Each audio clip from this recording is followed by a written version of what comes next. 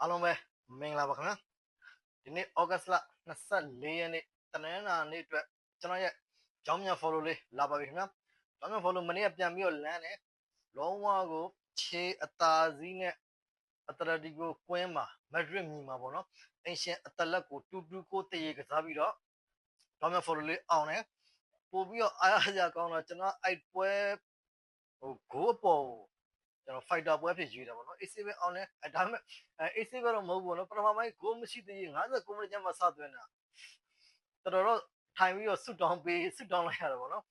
ဘယ်လိုပဲပြောပြဟို fighter ပွဲကကျွန်တော်ယာတီစကလေးက fighter ပွဲထွက်တဲ့ရက်တိုင်းကိုလမ်းနေဖြစ်ပါအဲ့ဒီရက်တည်းမှာတော့တရက်ပဲပြား90အောင်လားကျန်တဲ့ပွဲတွေကအကုန်လုံးအပြည့်တွေပြီးတောက်လျှောက်လမ်းနေတာဖြစ်ပါတယ်အခုဒီနေ့ကတော့ပိတ်ရဲ့ plan ပြီးသွားလို့ဂျာရဲ့ plan စတင်မဲ့နေ့ဖြစ်ပါတယ်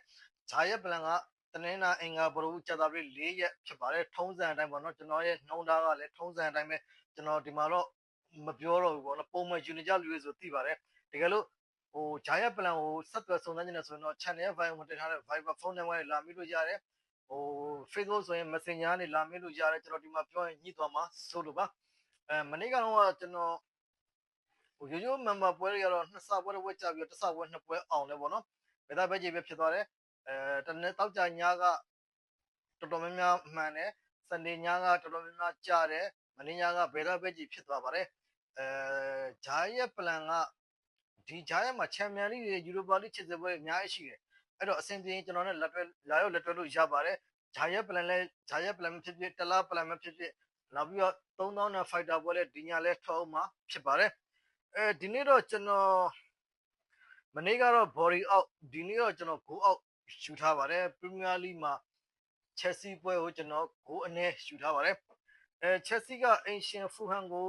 တက်ပေါင်း90ပေးထားတယ် go ပေါင်းဈေးက3ပေါင်း50ဖြစ်ပါတယ် body ဈေးတက်လာတယ် go ပေါင်းဈေးကျလာတယ်နှစ်သင်းလုံးကဟို Fulham ကတော့ဗျာဟိုတိုက်စစ်အရန်မကောင်းတာမျိုးတော့မရှိဘူးပြီးတော့ Raul Jimenez နဲ့ Harry Wilson တို့လိုတိုက်စစ်အားကစားသမားတွေထွက်ခွာသွားတယ်ဒါပေမဲ့ Real တိုက်စစ်မှု Gonzalo Garcia ကိုဈေးကြီးပေးပြီးတော့ခေါ်ထားတယ်နီးပြသူတို့ရဲ့နီးပြအစ်စ်ကလည်းဟို Marco Silva တော့မဟုတ်တော့ဘူးနီးပြအစ်စ်ကလည်း Real နီးပြဟောင်း Abelo ပါပြောရမယ်ဆိုရင်ဒီပွဲက Real နီးပြဟောင်း2ယောက်ရဲ့ထိတ်တဲ့တွေ့ဆုံမှုXabi Alonso Chelsea နီးပြတဲ့ Xabi Alonso ကဒီ Real နီးပြဂျာရီကနေထုတ်ပယ်ခံရပြီးတော့သူ့နေရာမှာ Real နီးပြအဖြစ် Abelo ကအစားထိုးဝင်ရောက်ခဲ့တာပေါ့နော်အခုတော့ Real နီးပြက Mourinho ဖြစ်နေပြီပေါ့နော်အဲ့တော့ဟိုနှစ်သင်းလုံးကနီးပြတစ်တွေနဲ့ကမ်းမယ်အဲ့နီးပြတစ်တွေကလည်းလာလီဂါ Real Madrid မှာ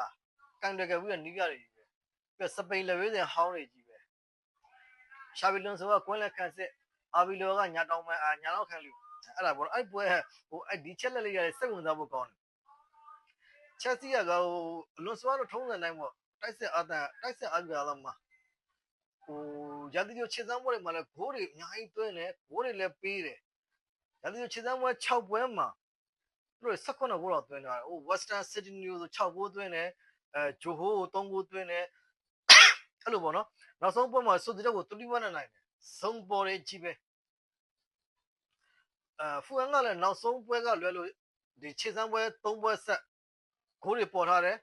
အဲ့လိုနေရာမှာဂိုးပေါင်းဈေးကမူလတဲ့ဈေး3ပေါင်း20ဗျာ3ပေါင်း20နဲ့3ပေါင်း50ဖြစ်လာမှန်မှန်ဆိုရင်3လုံးဝင်းကျင်3အပေါင်းခပ်ပါလေးပေါ့နော်